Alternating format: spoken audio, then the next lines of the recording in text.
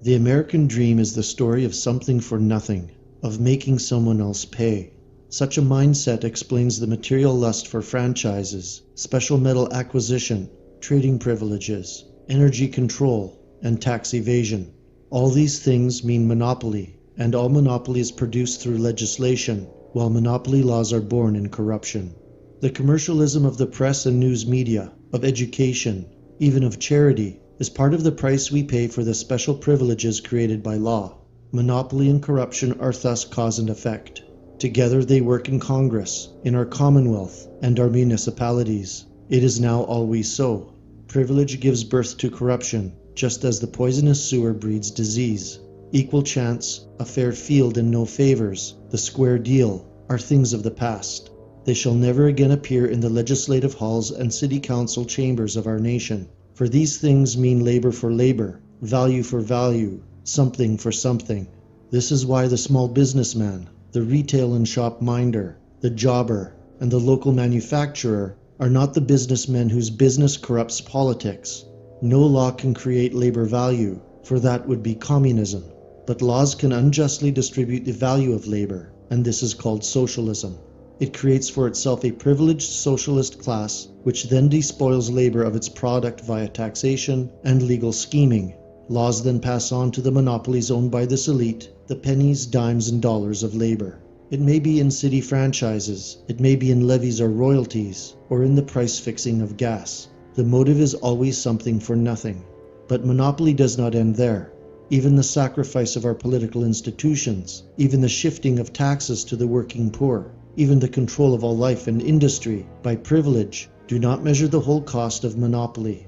Monopoly palsies industry, trade, and life itself. It encloses the land and the nation's resources, limits opportunity, and erects barriers about our natural assets, not to use them per se, but to exact a monopoly price from those who do. Then it closes the door to competition and labor, because, as with communism, it is fiercely jealous of that which it controls. This is why America is not only the richest, but in many respects, the most poverty-marked of nations on earth. Its enterprising spirit having been strangled once it became the abode of the global monopolists. And we know who this group is, its members never being representative of any of the nations which name them, but of the big business interests whose directors, attorneys, and agents they are. And who is the donkey slave to this monopoly? The man who is burdened with the greatest effort of the labor to maintain it. That is, the white man. The white working middle classes of America and Europe pay 90% of the total taxes paid into the coffers of their bankrupted nations, the remaining 10% covered by lenient corporate tax levies and from the few minorities with decent jobs.